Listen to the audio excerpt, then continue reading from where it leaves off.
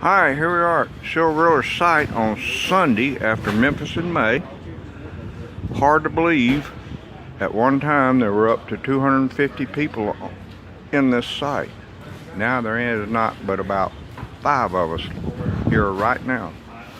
There's Randy, Phil, Richard, myself, Dave, and we're waiting on the young guys to get here. We pulled everything out of the back. Dave by himself, and I think he's going next door getting stuff, has pulled all that out and brought it up here. And we've taken it up there so the boys and us can load it into the trailers and take it home. That's all I got for now. We'll do it again later. You guys have a nice Sunday. Goodbye from R37.